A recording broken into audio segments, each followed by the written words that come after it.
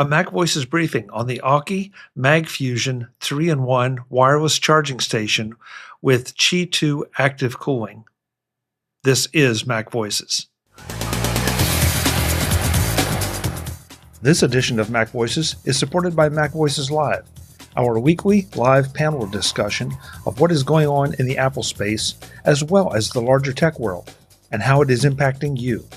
Join us live at 8 p.m. Eastern, 5 p.m. Pacific, or whatever time that is wherever you are, at youtube.com/MacVoicesTV, and participate in the chat, or catch the edited and segmented versions of the show on the regular MacVoices channels and feeds.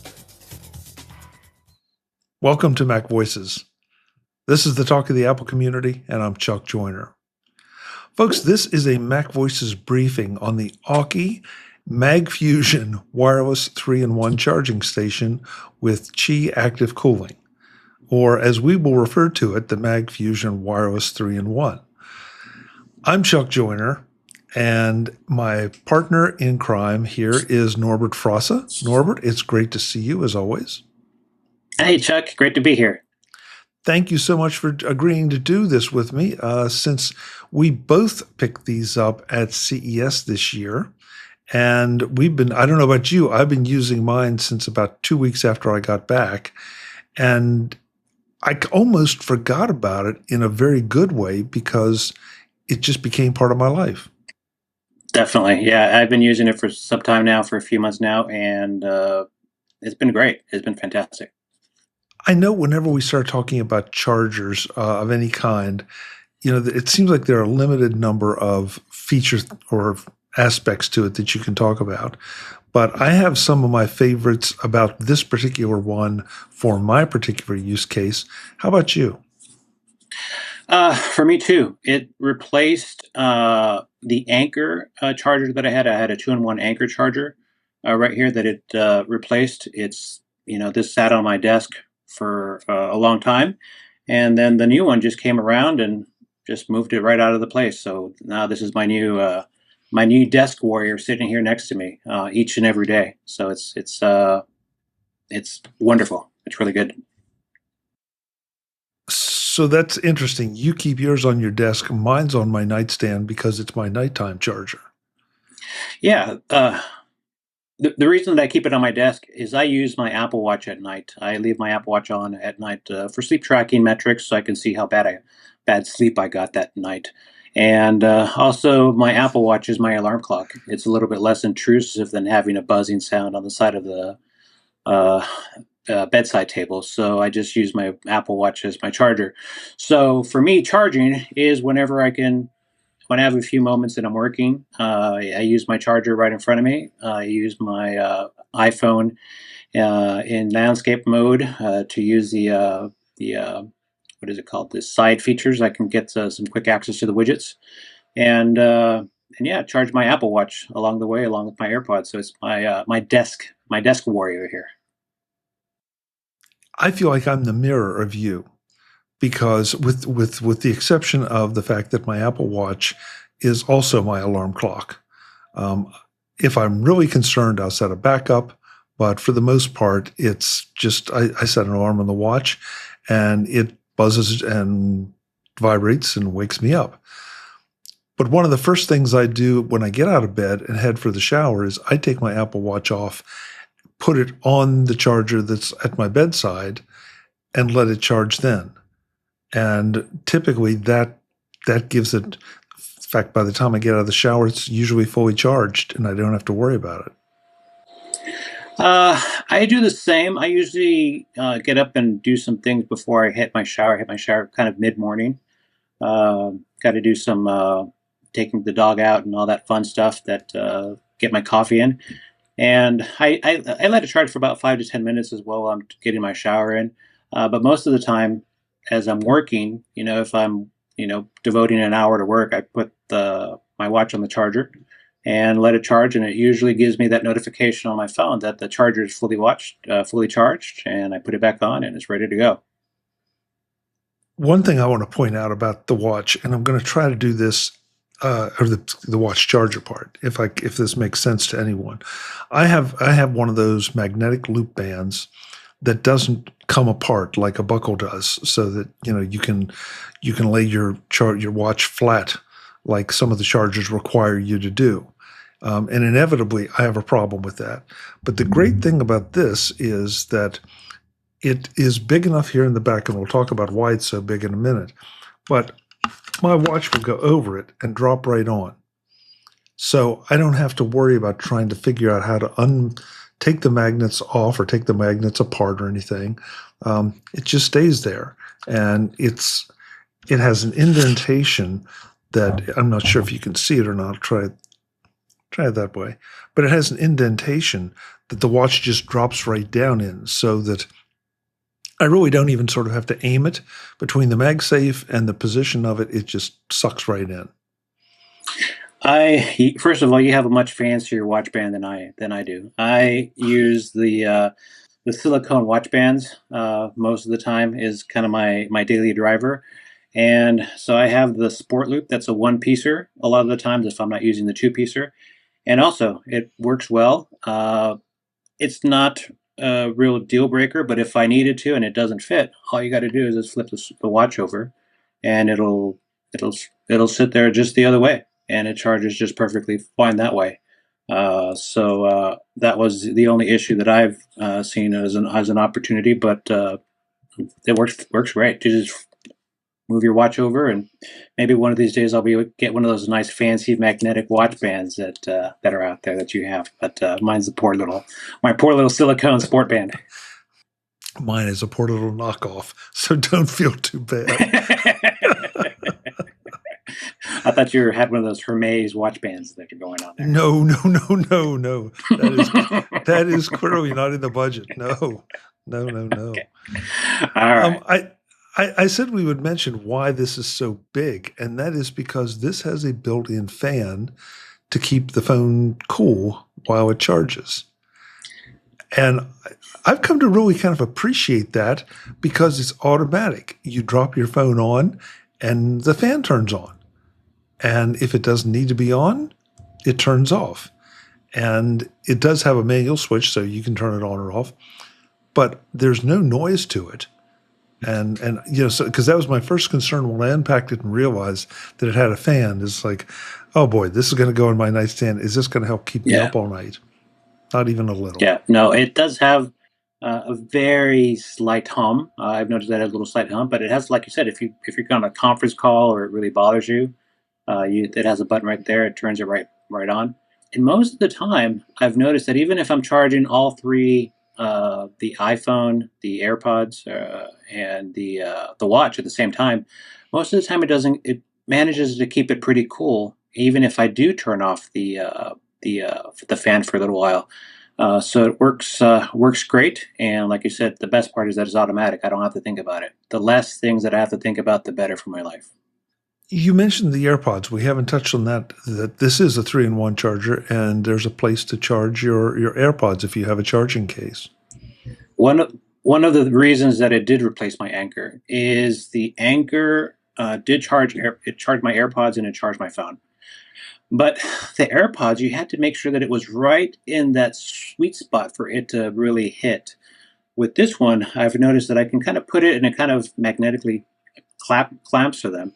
And it has a indicator light in the front that's telling you, hey, your AirPods are charging, where the Anker, it would give you a little bit of a little tiny button, but you really had to finagle it to make sure that it was right on the sweet spot for it to charge. And there are a few times that I would go back and thought my AirPods were fully charged, and I'd go out to, ride my bike or do something with in the garden, and my AirPods were almost dead. So this one has definitely solved that pain point for me from the Anker, and that's another reason that the Anker got moved down and replaced.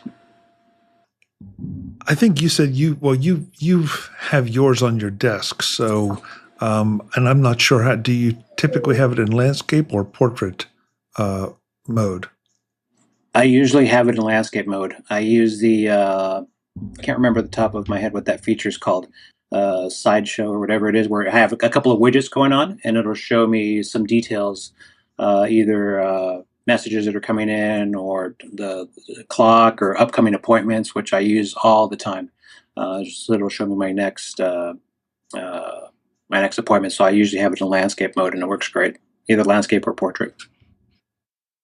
I bring that up because I typically prefer landscape at night.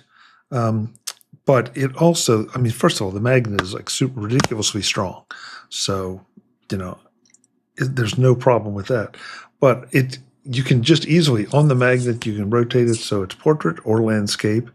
And so as a result, I use now it's my turn to forget the feature, but the night mode where it will display a clock, so that, and because it's nighttime colors, you're not blinded by it. It's very subtle, but it pops on after just a minute or two after I turn it to landscape mode. And that's the way that, I charge it and have an alarm clock. Well, the watch is my alarm clock, but if I need the phone, I can do that. And I also, I try to avoid accessing the phone at night at all, but sometimes the inside of your head catches up with you and you just need to look at something or send yourself a note or whatever to make sure then you can go back to sleep. Yeah, same here. Um, like I said, it solved a lot of the pain points that the Anchor had. So it's my daily driver. It's my little work buddy. Sits here on my desk each and every day, ready to charge at any moments, and I don't have any issues with my watch, my phone, or my AirPods. They all work great. So, and we should mention it's 15-watt charging. So, it's pretty fast for iPhone charging or for watch charging. In fact, I think I found this to charge faster than a dedicated watch charger that I have elsewhere. It did. It came with a fast charger block included, and the cable, so it does give you the high potency charging. I've never sat down and actually timed it, but for most of the times, within an hour work that I get stuff done, my devices are ready to go. While I have them sitting here next to me. And you brought up a real important point, pardon me, because a lot of the discount things that you see at some of the online stores, they have these all kind of great designs, but then you have to provide the charging puck. And it's sort of, in my mind, just sort of defeats the whole purpose of things. Obviously, it holds the price down, but I really don't want that, especially with a 3-in-1 or even a 2-in-1. And so the inclusion of it all, you get the charging block, you get the cable, and you get the stand. It's all in one. There's nothing else to add or buy. You plug it in and you're done. Exactly. And like we all know, not all charging blocks are created equal. So you have to be careful on how much wattage is coming out, how much power is coming out, that you might think that, oh, well, if it fits a USB-C, then I'm getting the maximum charge, and maybe it's not. So this removes all uncertainty and doubt of that. Agreed. Agreed. I guess the obvious question, would you get it again?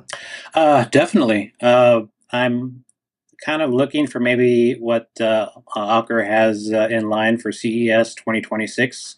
Maybe a little bit of an improvement on that, but definitely I have one here sitting on my home. My work desk is a little lonely, so it might need a little bit of a work buddy there. So if there is something in the future that's coming out, I would definitely recommend it and buy another one for my work desk, and that way I have two, one in each place. You said see if maybe they make any improvements. I honestly don't know how you would improve on this because there's nothing that I find wanting. There's nothing I don't like about it. It fits all of my needs, and even a few that I wouldn't have even thought about. So I can recommend it very, very highly. I've had zero problems with it. It performs exactly as advertised, and Aki is a real good name. So go and check it out. We will have links in the show notes. The retail price, I believe, is $129.99. I found its street prices for about $80-$85.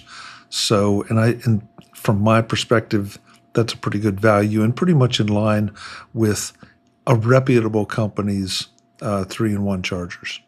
Highly recommend it. It's the best part, like you mentioned, which is a great point. It works, and it works without you having to have much interference in it. It just works. There's another fruit company in Cupertino, and that's their motto, and This appears to be kind of the same thing. It just works. I think I know that company. I think we might. Norbert, it's great to see you. We're going to try to do a few more of these two-person briefings on things because it feels a little bit better than just listing off statistics and all. We want to talk about our real-world experiences with some of the hardware and maybe even some software that we both use. So look for more of these coming up if and when our schedules permit. How's that? I'm looking forward to it, Chuck. Norbert, what's the best way for folks to contact you if they want to ask about your comments on this charger?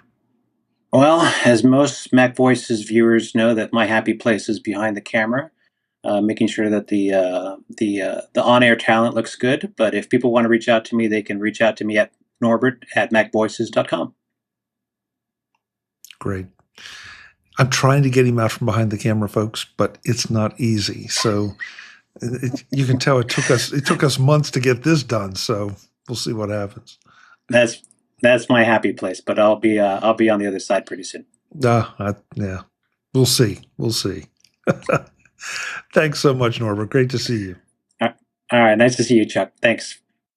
Folks, I'm Chuck Joiner. This is a MacVoices briefing. We will be back with more soon, and hopefully with Norbert in front of the camera a little more often. Until the next time, and as always, thanks for watching. Visit MacVoices.com for show notes and to connect with Chuck on social media. Get involved in our Facebook group or like our Facebook page, and get more out of your Apple tech with MacVoices Magazine, free on Flipboard and on the web. And if you find value in it all, consider supporting us through either our Patreon campaign at patreon.com/MacVoices or by making a one-time donation via the PayPal link on our front page and in the show notes of each episode. You will join these fine people who help bring you MacVoices.